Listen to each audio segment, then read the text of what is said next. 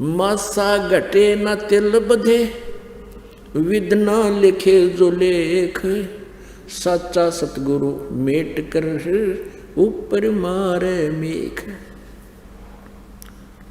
तो कबीर देव जी, कबीर परमेश्वर जी यदि हमारी आयु शेष ना हो उसको भी आयु प्रदान कर सकते हैं।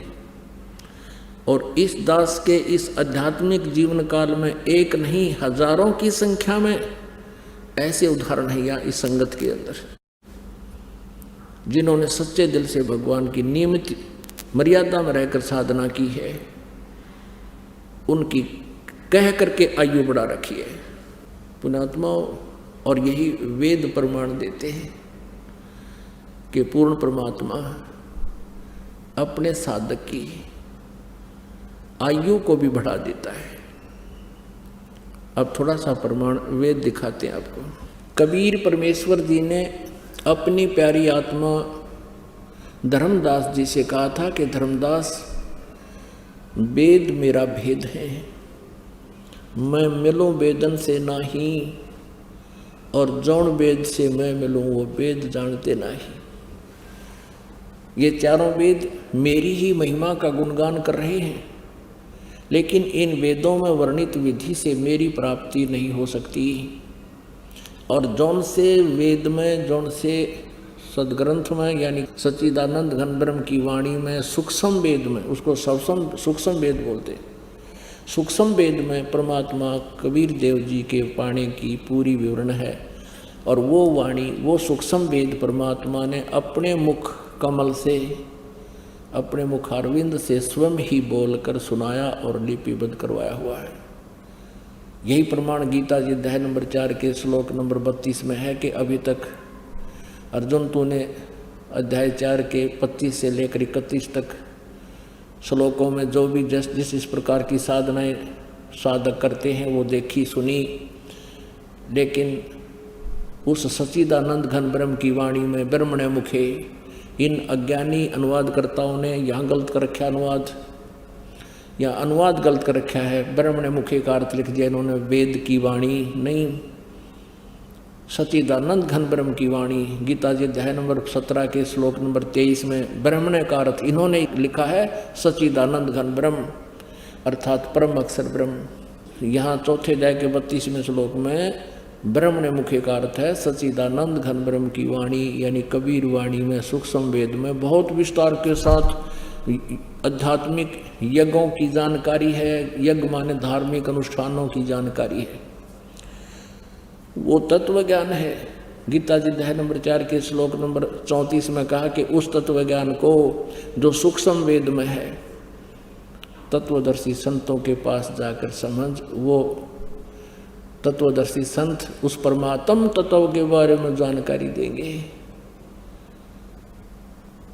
तो उस परमेश्वर ने कहा था कि जौन वेद से मैं मिलूं वो सूक्ष्म वेद है, वो सच्चिदानंद घन ब्रह्म की वाणी है। कहते वो इन चारों वेदों में नहीं है, वह वेद जानते नहीं। अब देखिएगा ऋग्वेद भाषा भाष्य द्वितीय भाग, ये किसने अनुवाद किया है, कहाँ से छपा है? प्रकाशक हैं पंडिता राकेश रानी, प्रधान कार्यालय वेद मंदिर, महात्मा वेद भिक्षु सेवा आश्रम, लेखराम नगर अब्राहिमपुर, पोस्ट ऑफिस मुखमेलपुर, दिल्ली। दुर्भाषित ने दान संस्थान, ठीक है, दिल्ली से।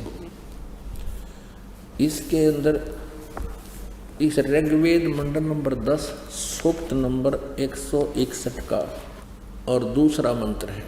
ऋग्वेद मंडल नंबर 10 सूक्त 161, ये देखिएगा, ये 161वां सूक्त है और इसका मंत्र नंबर 2 है।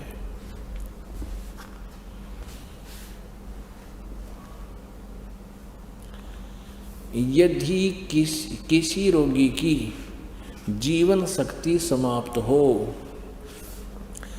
यदि वह सीमा से भी परे हो गया है, यदि वह मृत्यु के सन्निकट चला गया है तो भी उसे मैं भारी कष्टप्रद रोग के पंजे से मुक्त कराऊं तथा उसे 7 वर्ष के जीवन हेतु 100 वर्ष के जीवन हेतु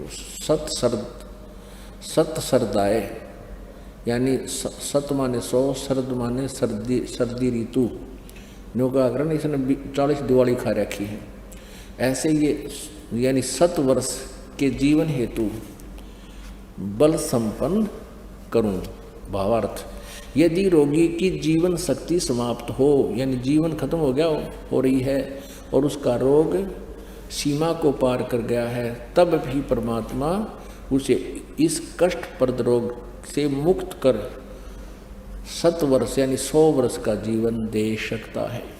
ठीक है, एक और दिखाते हैं ऋग्वेद, ये छोटे वाला है, मंत्र तो वही है, इनका सिर्फ साइज पुस्तक का अनुवाद करके छोटा बड़ा इन्होंने किया हुआ है। 9-10 मंडल इकट्ठा ही किया है। ये कहाँ से प्रकाशित है?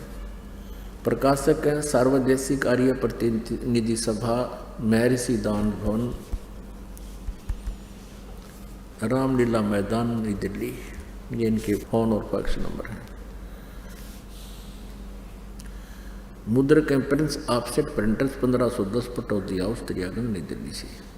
अब इन्होंने यहाँ थोड़ी सी हेरफेर करने की चेष्टा की है, इस अनुवादकर्ता ने गड़बड़ी करने की चेष्टा की। देखिएगा, ऋग्वेद मंडल नंबर 10, सूक्त नंबर 161 और मंत्र नंबर 2। यहाँ देखिए, यदि रोगी नष्ट जीवन शक्ति वाला हो गया है और यदि अथवा सीमा से परे चला गया है, यदि मृत्यु के समीप पहुंच गया ही है, तो भी उस रोगी को यहाँ इन्होंने अपना अड़ंगा अड़ा दिया, क्योंकि ये दानंद जी के विचारों से प्रभावित हैं, महर्षि दानंद। और महर्षि दानंद जी ये मानता है कि भगवान कुछ नहीं कर सकता। इन्होंने यहाँ वेद लिख दिया।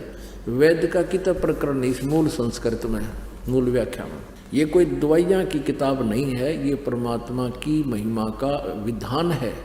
या वेद नहीं लिखना था, इन्हें अपनी अज्ञान सोच चढ़ा दी। ऐसे हम हिंदी पढ़ते रहे, संस्कृत हम नावे नहीं थी। इन अज्ञानियों ने ऐसे नाश कर रखा हमारी आध्यात्मिक ज्ञान का। यहाँ उस रोगी को मैं यहाँ वेद लिख दिया। अब पढ़निया ने सोचा वेद बूद कर देता होगा, वेद तो करे दे, वह दवाई अच्छी जानता होता है। नहीं, कष्टप्रद रोग के पंजे से छुड़वा लाता हूँ, ये भगवान की महिमा है, वेद की नहीं। और 100 शरद ऋतुओं तक जीने के लिए यानी 100 वर्ष तक उसको बल युक्त करता हूँ। अब यहाँ देखना, यही अनुवाद करता है मंडल नंबर 9, सूक्त नंबर 80 का और मंत्र नंबर 2। यहाँ ये भूल गया किता है, वह दानंद वाले विधान को भूल गया। ये देखना, ऋग्वेद मंडल नंबर 9, सूक्त नंबर 80 और इसका यो दूसरा मंत्र है। दूसरा अब देखना,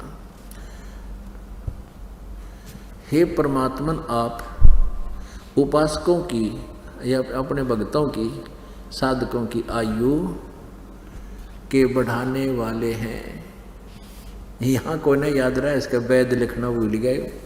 तो ये कबीर परमेश्वर है जो हमारी आयु भी बढ़ा सकते हैं, हमारे रोग का नाश भी कर सकते हैं और ये हमारे अशुभ संस्कारों को भी नाश कर सकते हैं।